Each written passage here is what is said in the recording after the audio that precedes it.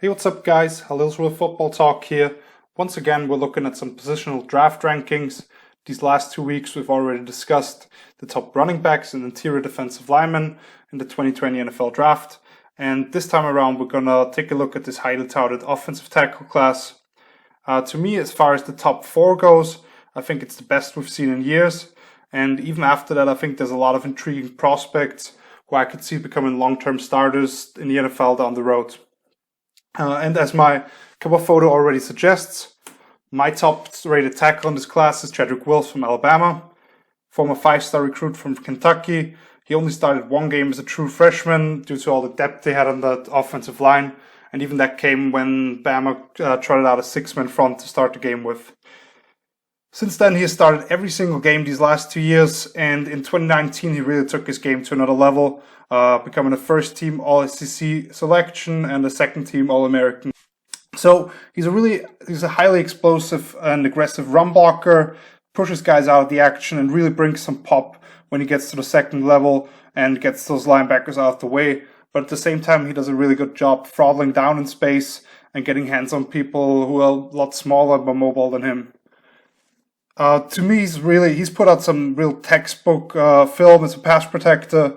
He's very patient with his punch and opening up his hips. And he keeps his shoulders square, not just to the rusher, but actually to the line of scrimmage. And he mirrors guys beautifully with its spin moves, different power maneuvers. He's done a really good job at that. And she also shows an excellent recognition and footwork to pick up stunts and twists. Overall, he's allowed just 1 sack on 936 pass blocking snaps over these last 2 years. My criticism on Wirfs is pretty slim.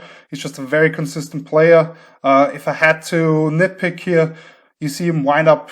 You see too much of a wind up at times with his arms and misses fits in the run game. And his base can get a little wide at times in pass protection. You also can, when you look at this talented class, I think the fact that he's only produced at this level for 1 year, and the fact he's never played left tackle and has no experience at that spot, might be the reason why he won't be the top rated tackle for some other guys. But you have to consider he only lined up at the right side probably because Tua is left-handed, and while there's no official statement about that, he's definitely been the best player on this O-line and maybe even the entire offense. So to me, he's a really rock-solid offensive tackle prospect. His ceiling might be a tiny notch below some of these other athletic freaks at the position that we'll get to, like a Tristan Wirfs or Mekhi Becton. But to me, he should contribute right away, and Wirfs should play at a Pro Bowl level for the next decade. Next up, I have Tristan Wirfs from Iowa. He was the offensive lineman of the year and a wrestling champ in the state of Iowa his senior year.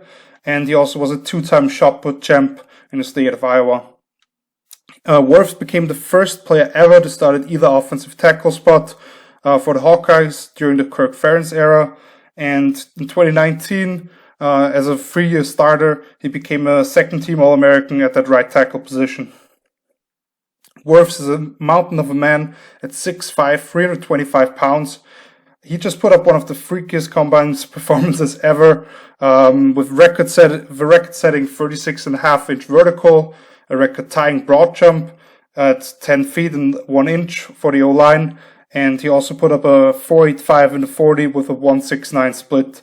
And when you watched him moving around during all those drills, the thing that really stood out were his huge thighs. It's almost like a Saquon Barkley a couple of years ago, where that is just your eyes are just glued to those thighs, kind of. So Wirfs, a 33-game starter, shows natural knee bend and some thump behind those pads when in the run game, which creates a lot of movement, and he keeps driving those feet. At the same time, he also shows some fluid hips, like when the linebacker is trying to shoot the gap behind him, he has to turn around and still seal him somehow. So he's really good at that. In the pass game, his anchor seems almost unbreakable at times. He really stymies bull rushers and puts those guys flat on the back at times. And he's really scary when he gets out in space with just ridiculous wheels at that size. The negatives here, he has some lacking agility in the open space. struggles to gather himself sometimes. And when you look at him in the pass game, his kick, slide, and punch definitely needs some refinement. He doesn't get enough ground with his kick slides, and those hands kind of get misplaced at times. Another thing that stands out here is he needs to do a better job keeping the post leg ready to be there for any inside counters and be able to push up. Yeah, so altogether, I think Wirfs is one of those rare prospects with unbelievable athleticism and also already some excellent tape to show for himself. He's kind of raw at this point, but his future seems extremely bright. I wouldn't be shocked if he's the first offensive lineman off the board, and the Giants at number 4, or in case they trade back somehow, would make a lot of sense here. I think Gallman has already said that he loves him as a prospect, and yeah, that's the fit I see right now. At number 3, I have Mekhi Becton from Louisville. After winning back-to-back state titles in high school at Virginia, Becton became a 4-star prospect. And when he was recruited to Louisville, he immediately contributed for the Cardinal. Had 10 starts as a freshman and hasn't missed a single start these last 2 years outside of skipping the team's final bowl game in preparation for the NFL draft. In 2019, he was also a first-team All-ACC selection. Becton is just a huge man at 6'7", 370 pounds with incredible athleticism. That was displayed as well on one of his clips on YouTube where he shows where he dunks a basketball about 360 pounds in high school. So it's just crazy. And also he put up a stupid 5'1" flat in the 40 at the combine at that weight. That's just crazy. So Becton's a mauler in the run game. I like to call him kind of a club bouncer, throws guys out the way, even though his technique isn't perfect with it. And for as big as he is, he can also cut off the backside players and has the mobility to climb to the second level really well. In the pass game, Becton has the length to redirect rushers, and you can just forget about trying to go through him with that size and that frame. He shows really good agility at that size as well, and it's just tough to get around because of the length and the size and everything. If I could change a couple of things about Becton, he needs to play with some better pad level and hand placement. He definitely won't manhandle defenders the way he did in college at the NFL level. If he keeps up the technique that he's at right now, he's kind of slow to identify twists and pick those up. And he doesn't always play until the whistle if the ball leaves his area. Like, he thinks that he can't get involved, and then you see this guy actually chase the play down or at least get involved at the very end. Becton is an athletic phenom. He's pretty raw with his technique at this point, but you just don't find a lot of guys that big who can move around the way he can. The amount of true pass sets in the Louisville offense was kind of limited because it was more based around movement and play action. And his growth was kind of stunted by having to switch back and forth between left and right his first 2 years, depending on the play. So I see a large range of outcome for Becton, but he's just a rare prospect, and he's definitely worth a gamble with one of the top 10 picks here. All right, at number 4, I have Andrew Thomas from Georgia, former top 50 national recruit. Started all 15 games at right tackle as a freshman, where he won freshman All-American honors by multiple outlets. And in year 2, he was moved to the left side, where he stayed these last 2 seasons, was a first-team All-SEC performer in year 2, and took another step forward last season when he was a first-team All-American. Thomas has prototype measurements at 6'5", 320 pounds, with 36-inch arms, shows excellent mobility in the zone run game, either if it's on the first level or working up to linebackers where he can take those guys for a ride. He initiates contact with good thump and pad level, and over his time at Georgia, he's helped 2 separate 1,000-yard rushes his first 2 years, and then his top 3 backs last season for Georgia averaged 5.6 yards per carry. In pass protection, Thomas is very patient with his feet and kick slide, where he shows good rhythm. He rarely gets his feet too wide and stays right on top of spin moves, and such as he's smooth at transitioning on twists, and he really invites rushers upfield and lets them fly by on draw plays. Overall, he's allowed just 1 sack and no hits in 2019. With all that being said, unfortunately Thomas doesn't have the brute strength to work for gap schemes. He's kind of content with stalemates at times in the run game.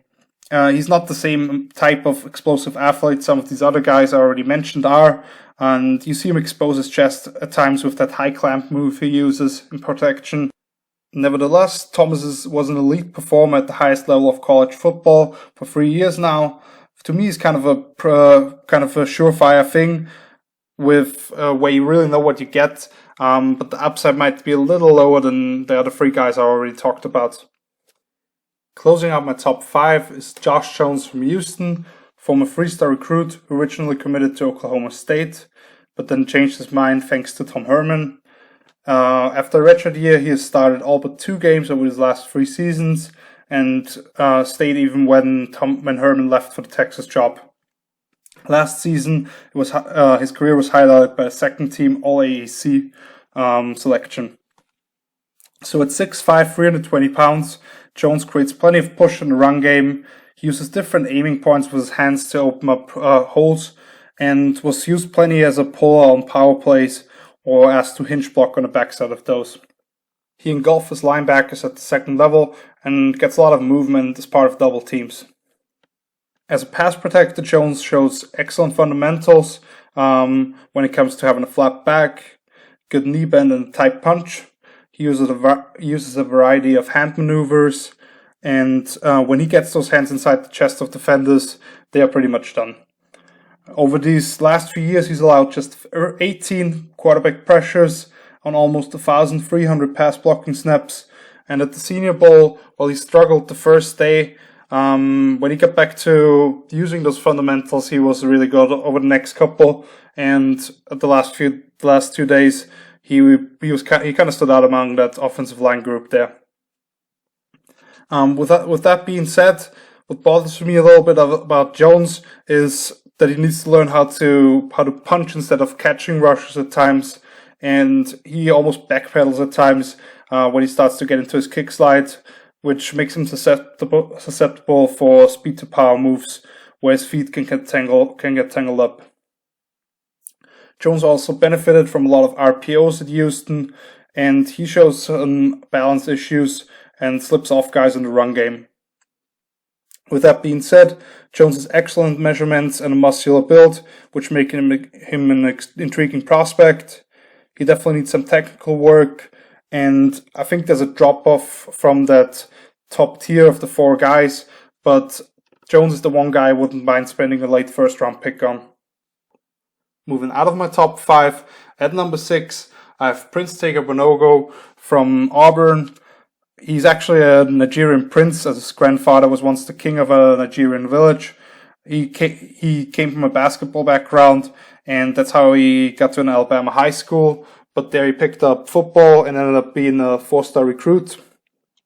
He earned 17 starts over his first 2 years with the Tigers after a redshirt year, and then started all but 1 game over his last 2, and that was crowned by a second-team All-SEC selection in 2019. Tega Wanogho wins with early body positioning and really rolls his hips through contact on run plays. He creates a lot of lateral movement and continues working his feet on those outside zone and jet sweep plays. He was also used as an extra lineman next to the right tackle at times to run behind him, and he can really get on the move for such a big guy. Tega Wanogho has massive thighs to anchor versus the bull rush, and he does a good job using his hands in an independent fashion of his lower half. He also has this clamp down maneuver where he lands on the top of rushers. Over these last 2 years, he's allowed just 1 sack and 27 quarterback pressures, despite facing elite competition in the SEC and some out-of-conference games. Unfortunately, the combine measurements for Tega Wanogho were kind of disappointing. He came out of high school and was lauded to be the 6'7" freak, but in the end, at the combine, he measured in at just 6'5" with 33.5-inch arms. I also don't think he has elite agility. which shows versus the true speed rushers, which also makes him vulnerable to inside counters when he has to open up those hips prematurely. He also, while I like the way he uses all those hand maneuvers, he needs to learn how to understand when it's time to grab instead of just using his hands in different ways in the pass game. And his medical is a bit of a question mark at this point, as he was held out of the Senior Bowl and the Combine. To me, Tega Wanogho is a really talented young man, already with a good track record in the best conference of college football. He's relatively new to the game, but to me, he's less of a project than he's often referred to by other analysts. Next up, I have Niang from TCU, former stand-up basketball player in high school, who actually played with Cardinals third rounder Zach Allen out of Boston College. He was also a three-star recruit in football, and after years of reserve with the Horned Frogs, he started the final 8 games of year 2, and then every game since then. That brought him a second-team All Big 12 selection as a junior, and he was also on a good path last season before needing surgery on a torn labrum. At 6'6", 320 pounds, I thought Niang looked a lot bigger on tape, like a good 10 pounds, probably heavier than it said at the Combine. He really buries his hands inside the chest of defenders and won't stop moving his feet in the run game, but he also shows surprising agility and loose hips for such a big guy, which also was displayed on the outside zone games and getting out in front of screen passes or reverses for TCU. Despite looking massive, Niang really pops out of his stance in protection, usually stays square to rushers, and when there's a blitz or an over-aggressive D-end coming around the corner, he uses his length very well to guide them past the quarterback. Over his last 2 years, he's allowed just 1 sack and 16 pressures, and even more impressively, he's just had 3 penalties accepted against him throughout his entire career. However, I think Niang has some bad weight in the midsection, and you see plenty of false steps in his game overall, especially the footwork and protection definitely needs to be overhauled by NFL coaching. You see him get caught leaning forward too much as well, which by those guys that are technically sound in the NFL will be taken advantage of on plenty of occasions. I think Niang has the measurements and color production you really want to see as an evaluator, but there are also definitely some technical flaws. He just had surgery a while ago, so we weren't able to see his athleticism at the Combine and compare it to those other guys. But I think he's kind of been the forgotten member of the tackle class who I really like. Moving on, at number 8, I have a guy that a lot of people has as the 5th tackle in this class, Austin Jackson from USC, former 5-star recruit and top overall recruit out of the state of Arizona, who followed the footsteps of his grandfather, who already won a national title with USC and then played 5 years with the Packers. After an up and down freshman season, Jackson has started all 29 games since then, making him a first-team All Pac-12 selection in 2019. Jackson has excellent measurements at 6'5", just over 320 pounds, with wide shoulders and chest, and good thickness through his lower body. The best part about Jackson in the run game is he has executed multiple schemes with the Trojans and continues moving his feet. He shows quick feet to reach free tags and edge players, and he does a great job climbing up to linebackers. Jackson likes to get his hands on pass rushers early and keep them at distance. With his agility and length, he has a lot of room to improve in that area. He would have benefited from sitting out USC's bowl game versus Iowa, where he allowed 2 of 4 total sacks on the season to AJ Epinesa. But there was just one of those high character moves that you see with him. In the summer of 2019, he also donated some bone marrow to his sister, which could have kind of put his career at risk, but he still had a great season for the Trojans. I don't want to bash Jackson too much, but there are definitely a few things that concern me about his game.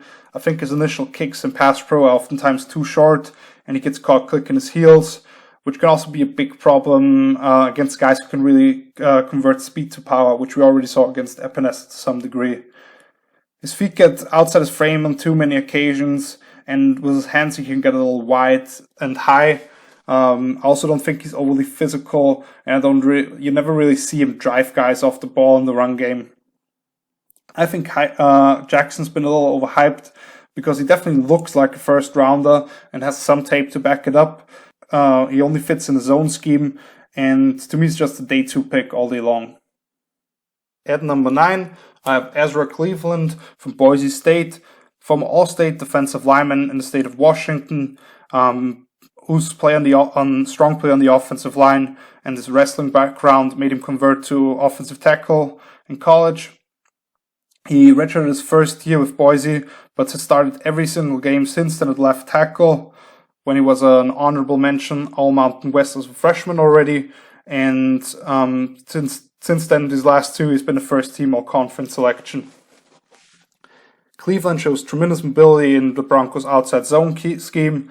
He can cut off free tags and really work in space and pin linebackers inside. I think his agility is off the charts, which was already displayed at the Combine when he ran the fastest free-con drill for any offensive lineman, while also putting up a 4.93 and 40 and 30 reps on the bench press. Cleveland is pretty close to a textbook pass protector. He can kick, shuffle, and step beautifully, really squares those shoulders to the rusher, and rarely loses the race to the edge. On over 1,000 pass blocking snaps in his career, he's allowed just 23 total pressures, and overall he's just had 7 flags thrown against him throughout his time there. The negatives here, Cleveland only has 9-inch hands, and he doesn't have a lot of shock behind him in the run game. Too often he's happy with stalemate in that area, and he also gets bent backwards quite a bit by bull rushes and long arms, so he needs to add more core strength. Also in pass protection, when he doesn't have a direct assignment anymore, he kind of stays flat-footed and is a little late with everything that's going on. Cleveland's been an excellent 3-year starter for Boise, with all the foot quickness and balance you want to see out of a left tackle prospect. He definitely needs to go through an NFL strength program, and he's kind of limited to a zone scheme, while I could also see him struggle versus those elite power rushers.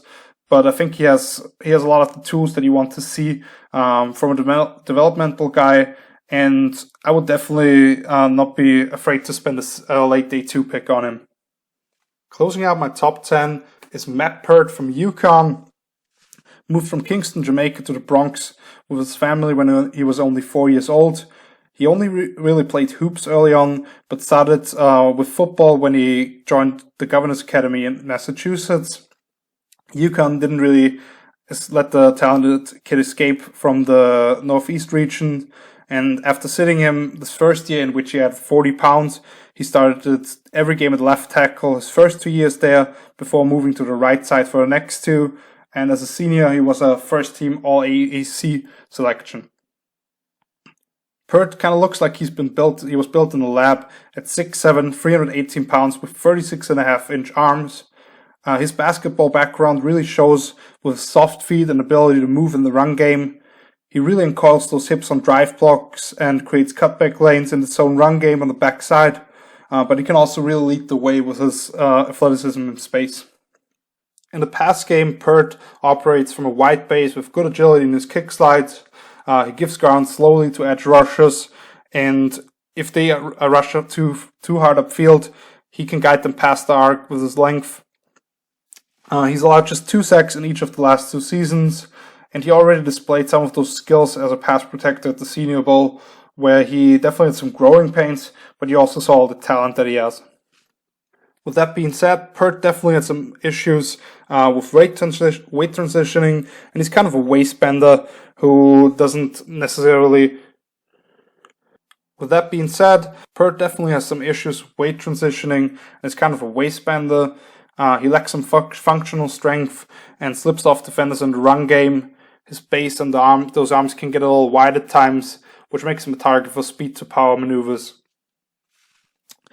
Overall, I think Peart is one of those kids I really wouldn't mind investing a further 4th-round pick in. His agility and foot quickness has really transitioned from the hardwood to the football field, but he definitely still needs to strengthen his core and get coached up a little. But to me, I think he could really pay off later on as a starting offensive tackle. All right, 3 more guys I want to talk about here.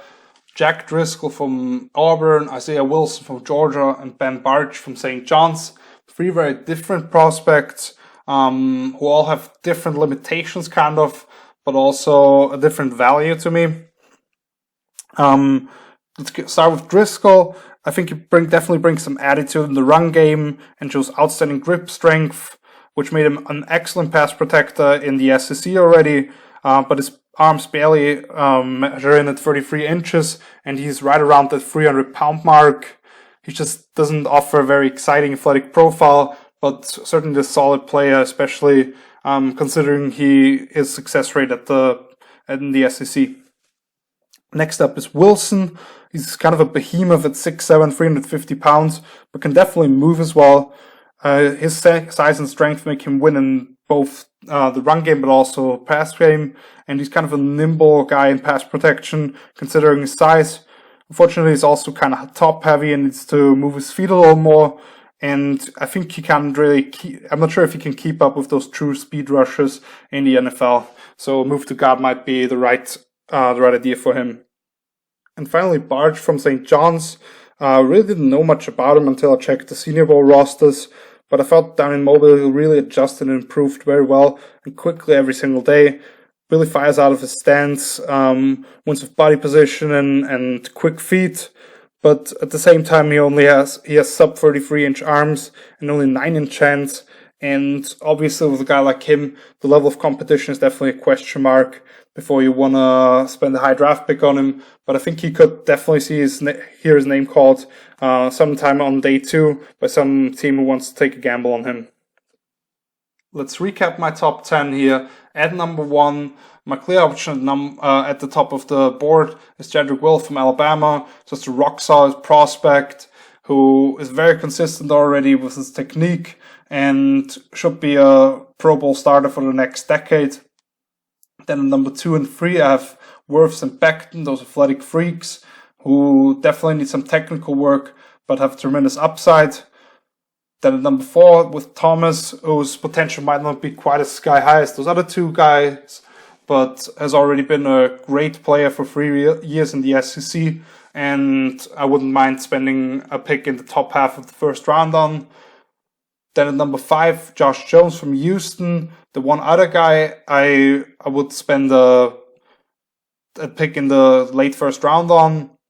And then there's this next group of Tega Wanogho, Niang, and Jackson, who I have somewhere on day 2, definitely.